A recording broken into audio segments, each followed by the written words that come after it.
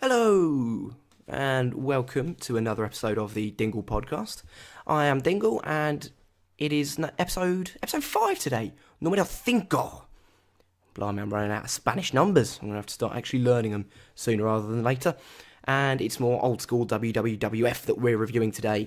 Again, live from Madison Square Garden in the beautiful year 1976 of our Lord. A good 10 years still to go before we hit those illustrious WWE pay-per-views, when the speed of these and the speed at which we move forward will start to quicken. But for the time being, we're stuck in 1976 trying to find a way to escape. And the only way that we can do it is by speeding on through these reviews. And today's episode featured an amazing main event, which we'll come to get onto. And overall, this was a really, really good, entertaining show. But there's 9 matches, so there's not much time for a fancy introduction. No, we just got to get into it. So Vince opens the show, Vince McMahon Jr., getting better and better every time we see him announcing. And I thought he did his best job yet on this show. And so he opens the show and says, hello, welcome to this. And then he says, we'll be right back, and sends us straight to a break. And that must have been infuriating for anybody watching at the time. So then they return, and there's a new ring announcer, but he's not very exciting. I didn't catch his name, didn't manage to find out who it was. The one they had last time was much, much better. Anyway, so the first match on the show was Jose Cadiz, and he was taking on Johnny Rivera in the opener. And as I say, the announcer wasn't very exciting, so it was Jose Cadiz. And even for the babyface, it was the popular Johnny Rivera. That's the only way, other than the crowd reaction, that I knew who was who, and who was the babyface and who was the heel. And so the match begins. It was Cadiz's Madison Square Garden debut, and Vince calls them both, that he says that neither of them were in the super heavyweight category. The super heavyweight category being a division of wrestler that didn't actually exist. Yeah, maybe he wasn't that good. I'd give Vince like a 6 for this show. He's getting better. He's getting better all the time. Probably better than modern day Michael Cole, ironically. So Rivera starts hot with a couple of arm drags and maintains control, but Cadiz gets to the ropes and gets a headlock in. He then sort of gestures to the crowd and plays with them, and the camera pans across to Mrs. Krieger, and Mrs. Krieger is fantastic. This is the second time we've seen her, the first time on our first ever review back in 1973. So it's been 3 years. Good to see that she's still alive, because, my word, she's quite old by now. And she was not very happy to see the heels, as per, the classic 1970s wrestling fan. The old lady booing the heels, hitting them with a handbag, and cheering on the baby faces. And she got quite a little pop when the camera panned onto her. And Vince enjoyed playing up the fact that she was in the audience as well.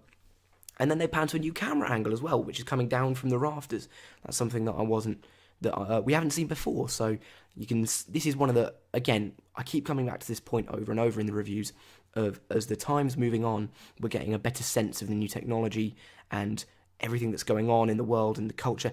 Everything comes through in wrestling, and the new technology is really easy to see because of the new camera angles we're getting and the higher definition on the cameras and the brighter colours. It's all really awesome to see these transformations happening in what is for us the space of about a month or so, but for them it's obviously a 3-year period. It's really remarkable.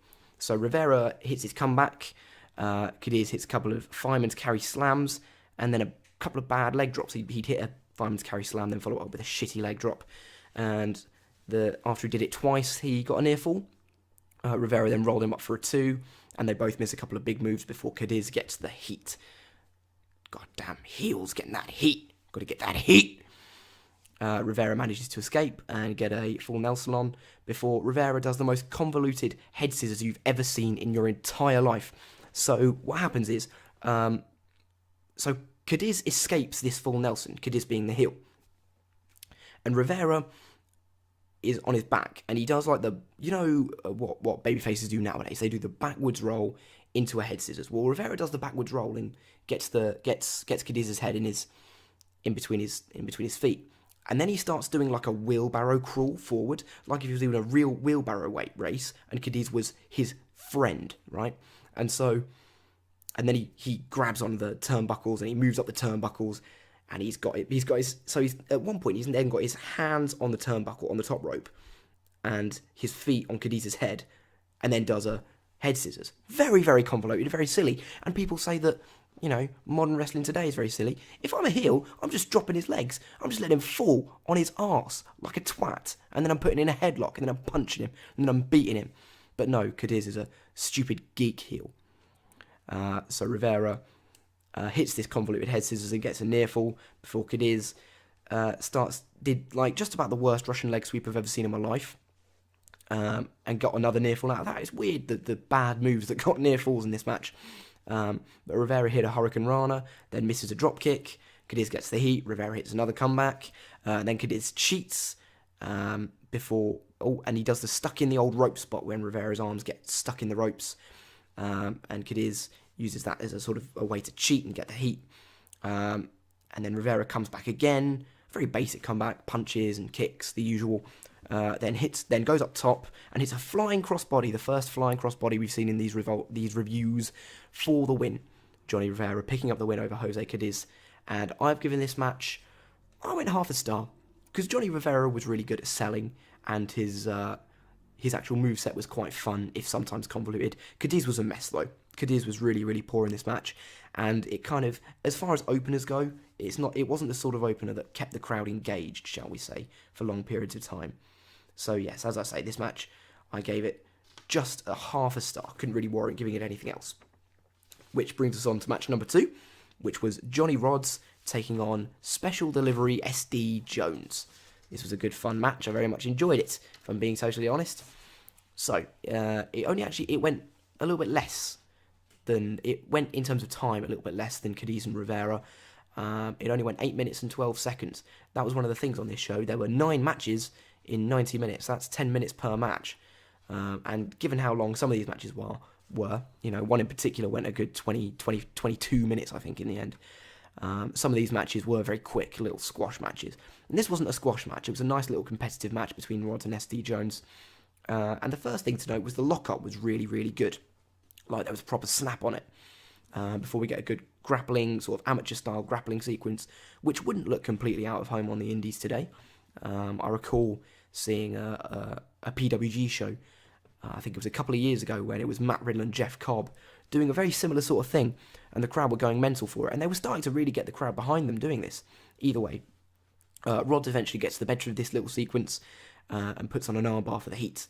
Jones manages to escape. SD Jones, the babyface, but Rodz, the dirty, dirty heel, rakes the eyes, and he starts beating on SD Jones and hits some stomps. And one of these top stomps was from the second rope, and it was a complete air shot. Completely missed poor old SD Jones. And one of the limitations of the different camera angles they've got is that you can sometimes see when there's botches much, much easier, and it becomes much more apparent. Anyway, so one of the punches apparently hurts Rodz' hand in a spot that reminded me of kind of Hulk Hogan hulking up.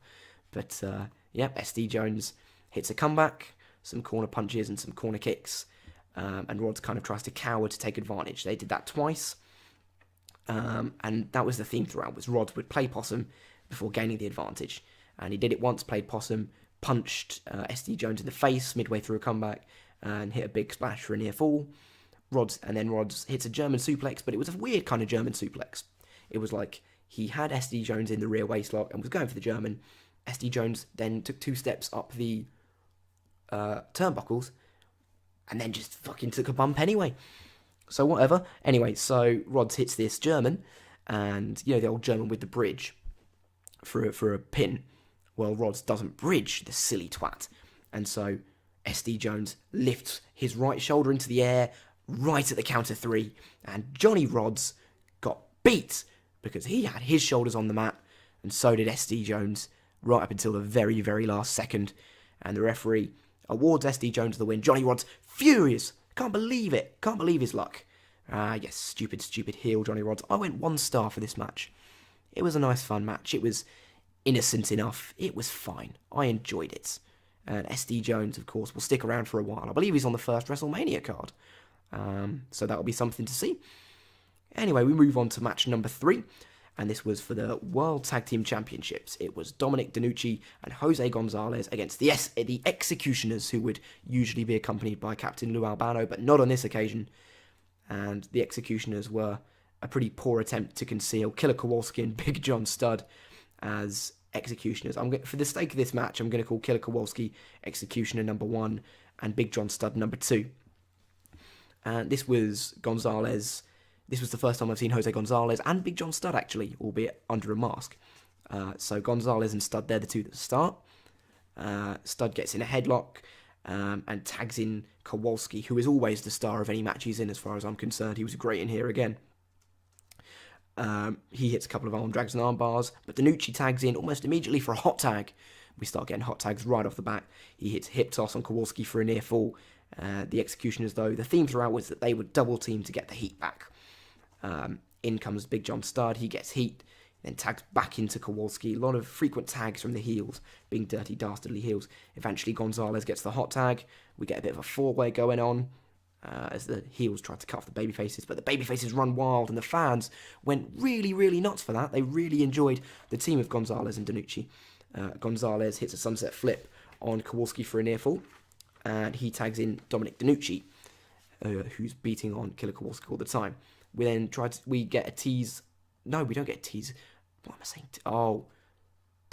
We then get the arms trapped in the ropes again, and then they tease taking the mask off of the first executioner, who is Killer Kowalski, and his mask is basically off.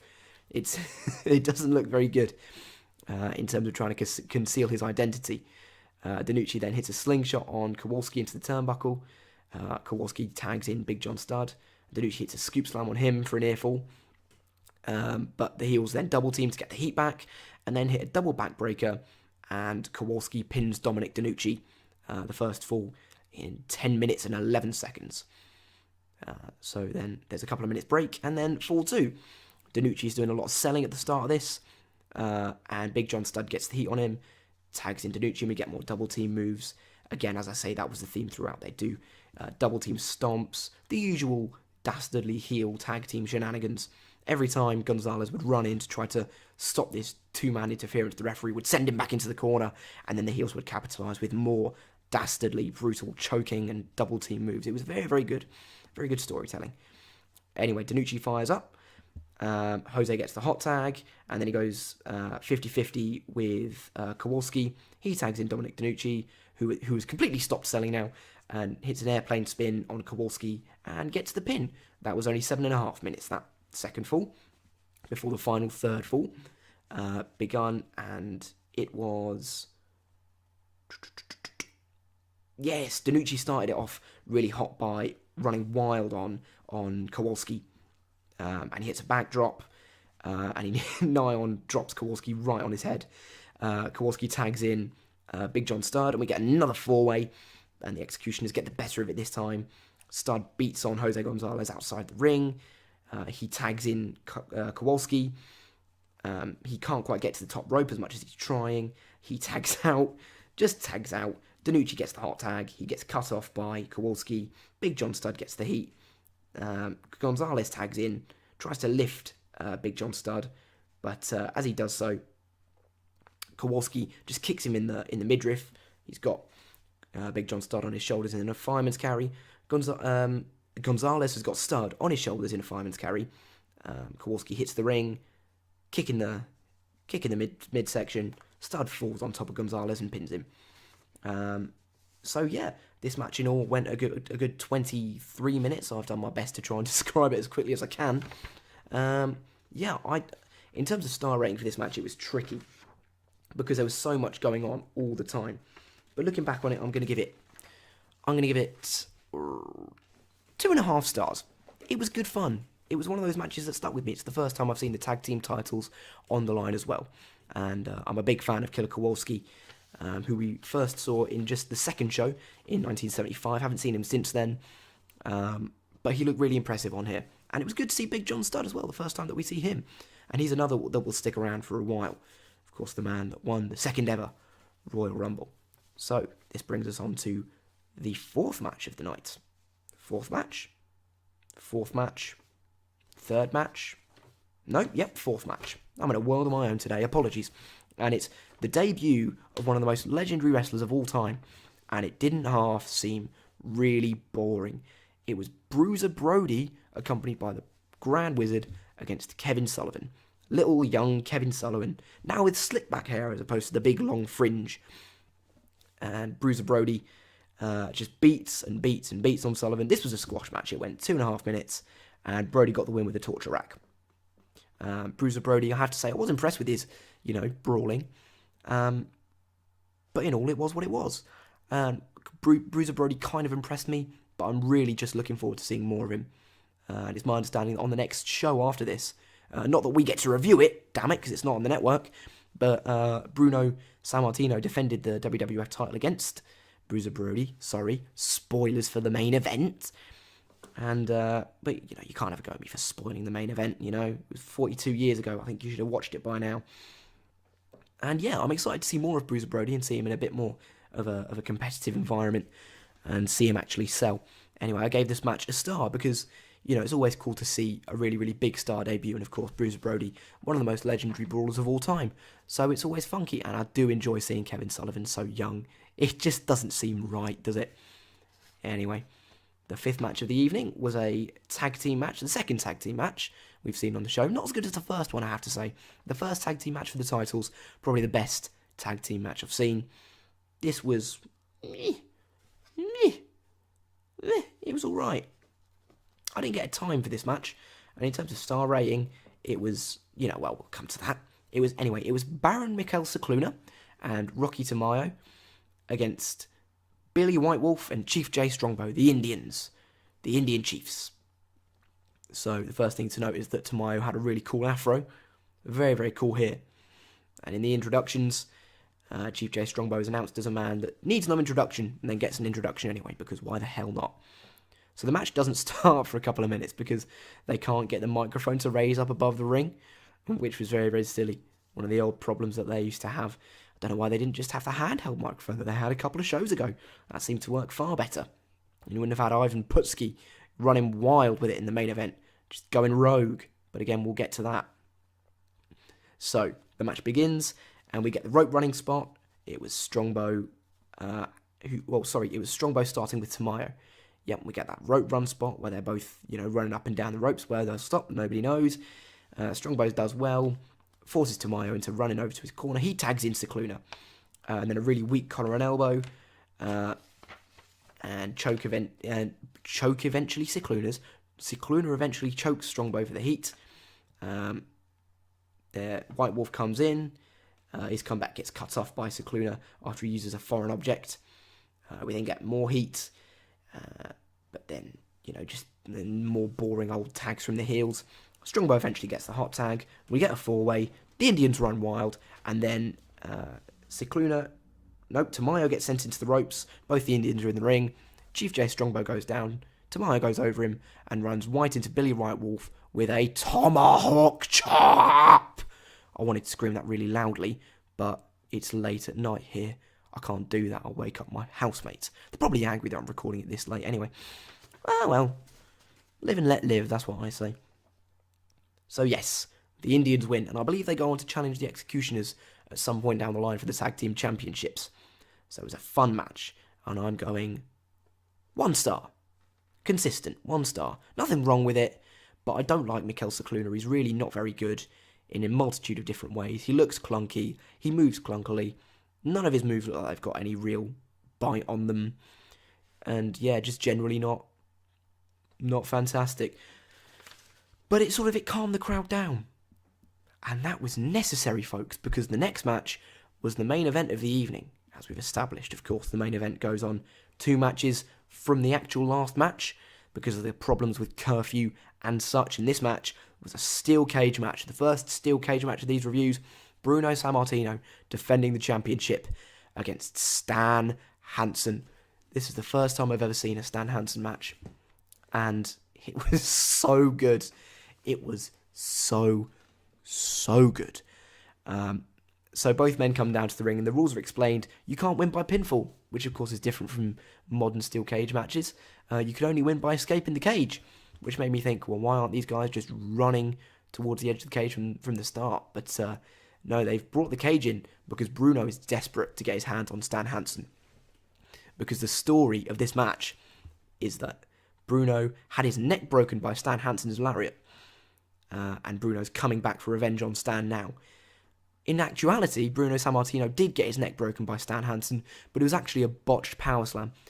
So it's cool to see them playing off real life, even in 1976, using a real life situation and incorporating it into the storyline in a way that fits and makes sense.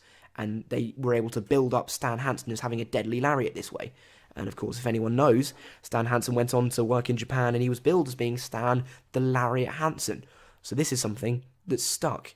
And Stan Hansen was really young going into this match. He was only 23 years old. And it was cool to see him with bleached blonde hair as opposed to brown, sort of medium-length hair in his days in Japan. So Bruno is desperate to get his hands on Hansen. And this match begins. And Hansen gets the hot start. But he misses an elbow. And that's all he needs to do. He misses one elbow and Bruno runs wild. It's a crazy brawl. Hansen tries to take advantage of it, but Bruno just keeps on coming back and coming back. Sends Hansen into the cage over and over and over again. Some really stiff strikes, and the place is going bananas. They love Bruno. Not one person within view of the camera wasn't on their feet when Bruno was really firing up here, because they hated Stan Hansen with a vengeance in this match. So Stan Hansen was able to gain the advantage, missed a rolling senton, and Bruno put in a camel clutch, but Hansen bites his hand to escape it. The intensity in this match was so high all the way throughout. It was really, really awesome. Bruno just starts teeing off on Hansen and chokes him up against the ropes. That's how much of a complete blood feud this is. Bruno's choking him to try and get the best of it. It was really emotive. Honestly, I can't stress how brilliant Bruno was in this match as well.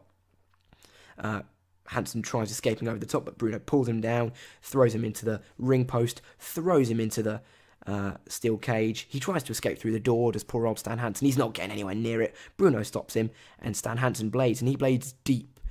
I've seen 3 blade jobs now for Bruno in world title matches. George Steele bladed for Pedro Morales, the recently deceased. Rest in peace, Pedro Morales. It was George Steele blading for him when he challenged for the world title. So this is the 3rd time that I've seen blade jobs in world championship matches. And I have to say, it does add drama to these matches like we don't get to see nowadays. That level of intensity, especially in this match. Because within a couple of minutes, Hansen's face is just a crimson mask. Bruno's going to town. And Hansen's leg gets trapped in the ropes. And Bruno just keeps on pounding and pounding and pounding away. And Hansen is eventually completely knocked out, with his leg trapped in the ropes, and Bruno, calm as you like, just strolls over to the corner and walks out the door to retain his championship. This was fantastic.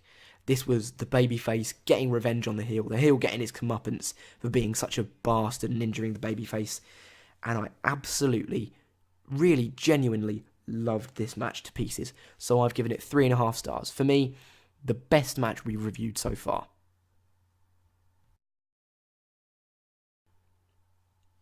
And after that incredible sort of combination of emotion and intensity, we follow it up with a 30-second match. Because, crowds aren't always allowed to have too much fun at once. So this match was Gailhouse Gilbert taking on Bobo Brazil. Gailhouse Gilbert, when it came up with Doug Gilbert, I thought it meant like the Attitude Era worker, Doug Gilbert. No, this is a different Doug Gilbert. This is an old school Doug Gilbert. Sorry, did I say Gailhouse Gilbert a minute ago? I meant Gashouse Gilbert. Anyway, he gets in the ring, and in comes Bobo Brazil, the fan favourite, who's still going at the age of, I think he was 54 by the time this match happened. He was an old fella, an old geezer, the great Bobo Brazil. Anyway, so Gilbert starts hot before the bell rings, attacking Bobo. And the announcer doesn't give 2 shits. He just because usually if someone starts hot, then they'll stop like the ring announcing, like they'll stop so that people are watching the match. This guy wasn't. He just slow as you like introduced Bobo Brazil while he's getting his ass kicked by Gashouse Gilbert. So the match still hasn't officially begun. Anyway, the bell rings, and Bobo fires up, hits a couple of headbutts on Gilbert. Gilbert gets sent to the outside, and he decides, nah, can't be arsed, and just walks to the back. So Gilbert, despite starting hot and, Bobo selling for him a little bit, he still runs to the back after 30 seconds and just decides, it's not for me tonight. Maybe he left the chicken in the oven. Who knows? Anyway, Bobo, I nearly said retains. He's not a champion. So Bobo beat him here. I gave this match half a star just because it was fun. It was just fun, wasn't it? Just fun. A little bit of fun. Yeah, a little bit of fun. Everyone likes a little bit of fun in their wrestling, didn't they? Yeah, a little bit of silliness, a little bit of fun. So this brings us on to the final match of the evening. Now, as we know, obviously it's not the main event. These matches, they're never the main event. But usually they feature someone that the crowd are quite invested in. We've seen people like Victor Rivera in this spot before. And today, we got Ivan Putski in this spot. Ivan Putski, the definition of a sort of a fun big lad, if that makes sense. He's a definition of like a rugby player sort of geezer that you'd see down the pub in England. That's what I'd like him to. If you've ever been to a country pub and seen a man in a rugby jersey, it's basically about 80% Ivan Putski. You know, the 20% is probably the nationality and, you know, the steroids. But anyway, so he was taking on Skandor Akbar, who we hadn't seen before. And Ivan is so pumped up for every single match he's in. He's got a touch of the Braun Strowmans about him that way. And so he comes down to the ring and he says, "I see my Polish army is here. Tonight we celebrate. I'm going to send him back to Tel Aviv," he says. And then the ring announcer does the introductions and Skandor Akbar is from Saudi Arabia. Yeah, that's not going to mix well with each other. You know, Tel Aviv, Saudi Arabia, not the best of amigos, shall we say. So the match begins and Ivan Putski gets a headlock in, Akbar gets the heat, and Vince is just swooning over the size of Putski's traps, his deltoids, his biceps. These are all things Vince specifically mentions about Ivan Putski in terms of size. And Ivan Putski is a big, big boy. Anyway, he fires up. He does the whole... What's it called, that move? When you jump and you just sit on someone's chest. You jump and then you sit on their chest. Some monk wrestler did it in WWE once, as I recall. Anyway, he does that move and pins him. I gave this match half a star. It went 2 minutes and 56 seconds. After the match, Ivan Putski grabs hold of the microphone again, screams, "Polish power!" and basically sends the show off the air on his own. So that was the last match of the night. And yeah, this show was really, really fun. Had a great main event, a great tag team match. The show knew, I think, one of the things that you sometimes get with these shows is they have a tendency to either take themselves too seriously all of the time, and that can make some of the matches quite boring, or it knows when to take itself seriously and when to be a bit of fun, and then it's like perfect. And sometimes if it's too wacky, then it's just a bit of a turn off. This match hit the middle ground between knowing when to take itself seriously and knowing when to have some fun with the crowd. And it kept the crowd hot, and it kept me as a viewer really engaged. After this show, I could not wait to get on with the next review, which isn't until, I think, November. But on that show is Andre the Giant. He's coming up, and I couldn't wait to see him. So I'm getting more and more into these reviews the more and more we're doing them. Loving Bruno Sammartino's legendary title reign. We stand at about the halfway mark of it now, before he loses the title next April to superstar Billy Graham. Unfortunately, we don't see that title change, which is nothing if not really, really bloody frustrating. That you don't get to see the sort of the crescendo of these dramatic storylines involving epic champions and their elite challengers, because of course we've already seen superstar Billy Graham come up short against Bruno. Anyway, I'd better wrap this up because I'm hitting on half an hour now, and I like to keep these short and sweet if possible, even when there's loads to review. And today's been, it's been action packed. It's been everything. This show, this Madison Square Garden show, has been the best one I think that I've reviewed yet, and so I've given it 3 stars, which makes it the best show. For me, nothing didn't deliver. Nothing was awful, but nothing was massively wrong. But the stuff that did deliver really, really delivered. Like the tag team title match was great, the best tag team title match we've seen yet. Well, the only tag team title match, but the best tag team match we've seen yet. And the Bruno title defense against Stan Hansen was fantastic. I absolutely loved it. So yes, I've gone 3 stars for this show. And that brings us to the finale of this episode of the Dingle Podcast. I hope you've enjoyed listening. This has been a really good fun one for me to be able to review, and it's nice to get back to doing these because I do enjoy doing them. and hopefully we can keep them going on a weekly basis from now on. That's one of my New Year's resolutions. Well, it was my New Year's resolution to start these, and it's now sort of it's my March resolution to get back on with them and get back on with working hard and getting these done as best as I can. So, as I say, I hope you very much enjoyed. If you did, please feel free to subscribe or drop a like. Comments are always very much appreciated because I am very new to this, learning all the time, hoping to get better as each podcast goes on. So yes, I hope you enjoyed listening and have a thoroughly fantastic week. I'll speak to you again soon.